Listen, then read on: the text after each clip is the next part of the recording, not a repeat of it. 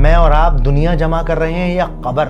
इसके लिए एक किस्सा सुनिए। इमाम अल-जज़ूली रहीमुल्लाह इस्लाम के बहुत बड़े आलिम हैं। उन्होंने इस्लाम की न जाने कितनी सारी किताबें लिखी हैं। जब वो अपने स्टूडेंट लाइफ में थे, यानी कि जब वो इस्लाम की तालीमात को हासिल कर रहे थे, तब वो अपने आप को एक कमरे में बंद कर लिया करते।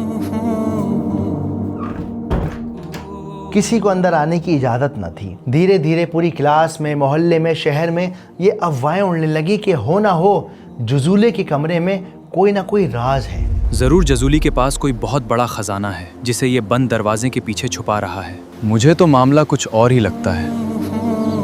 और फिर ये खबर इमाम अल-जज़ूली रहीमुल्लाह के वालिद को मिलती है। वालिद को जैसे ही पता चलता है कि उनके बेटे ने अपने कमरे के अंदर कोई राज छुपा रखा है, तो वो सब छोड़ छाड़ कर अपने बेटे से मुलाकात करने के लिए चले आते हैं। वालिद उस कमरे का दरवाज़ा खोलते हैं तो उनके पैरों तले ज़मीन निकल जाती है।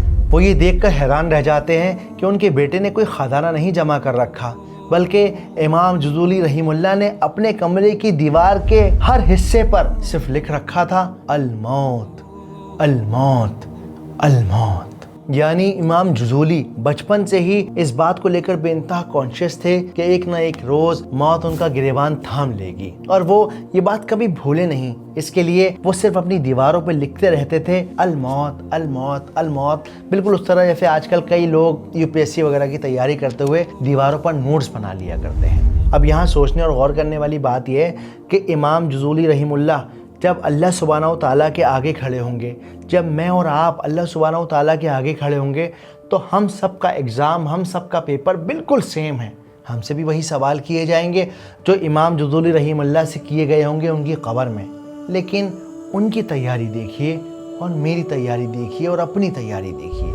तो अगर हो सके तो आप मेरे हक़ में भी दुआ कीजिए, और हो सके तो अपने लिए भी दुआ कीजिए कि हम लोगों का दिल उस अल्लाह की तरफ माइल हो। हम इन व्यूज़ के, पैसों के, इन चीज़ों से बढ़कर मौत को याद कर सकें, उससे मोहब्बत कर सकें। मौत की अंडरस्टैंडिंग हमारे दिमाग में ये बने कि वो तो एक गेटवे है अल्लाह सुब्हानहू तआला से मुलाकात करना। हस्बुनल्लाहु व निअमल वकील, हस्बुनल्लाह